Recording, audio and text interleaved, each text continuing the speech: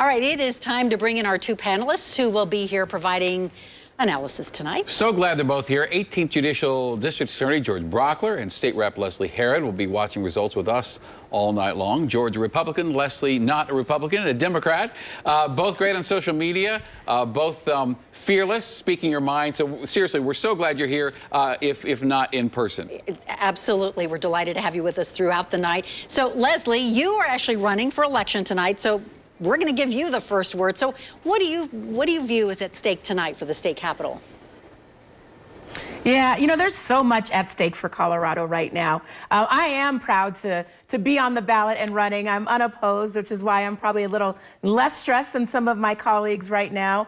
But, you know, we've got so much at stake. With the state House and the state Senate, we've got to make sure that Democrats hold our majority so that we can make sure that Colorado recovers strong. Listen, we are in a pandemic and we are in a recession, and it's important that we roll our sleeves up and work together across the aisle to make sure that Colorado is a priority for both federal dollars and then how we get it out to the counties across the state. Leslie, you look like you're in a home makeover set. That's a beautiful setting behind you. That's great. All right, George, to you now. Thank you. You've heard talk of another blue wave possibly in Colorado, George. So what do you make of the notion that Colorado is no longer a purple state, George? Well, I think that's probably true. Once Senator Gardner is declared the loser of this race, I think it's undeniable. Any party that can't hold on to a statewide seat, especially with 2 elections within 3 years, I think it'd be hard to argue that it's purple. It'll definitely be blue, but not forever. First off, I want to make a big, bold prediction. I think Leslie's going to win. I want to go out on a limb here. I haven't really done the analysis.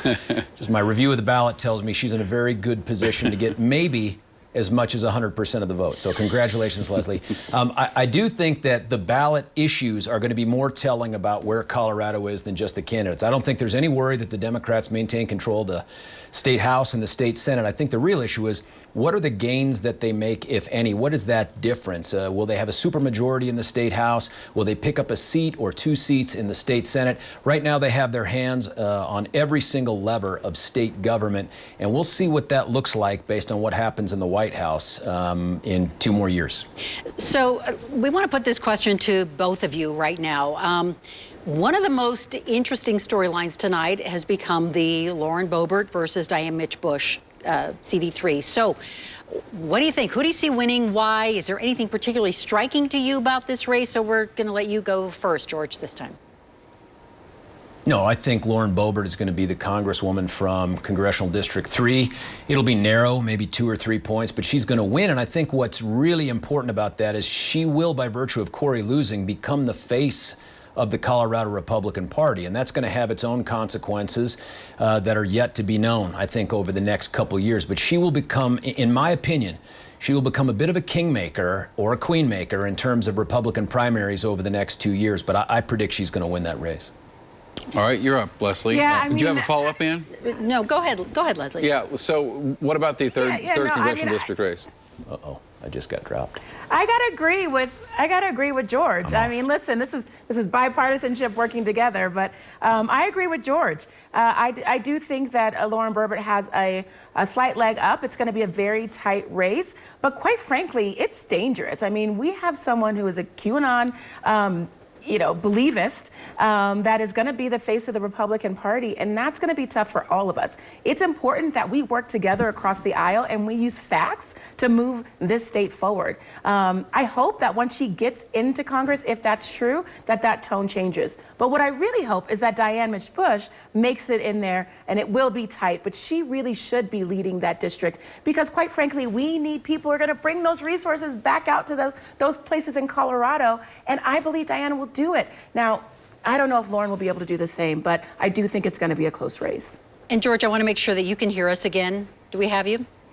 Good, because, and Leslie brings up a good point. I mean, when we're talking about a purple state of Colorado, and we have Lauren Boebert, is she, and you say that will be the face of the Republican Party, she might be the face of the rural Republican Party, but what about the rest of the state?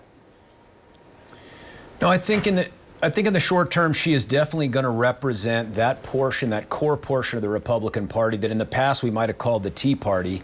But she's going to be super popular in Washington, D.C. She is in many ways the conservative AOC to be, or maybe AOC is the progressive Lauren Boebert. That remains to be seen.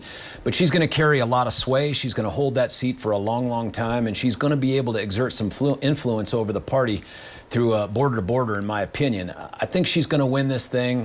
Nothing wrong with Mitch Bush, but she's just the wrong candidate in the wrong basement in the wrong jurisdiction.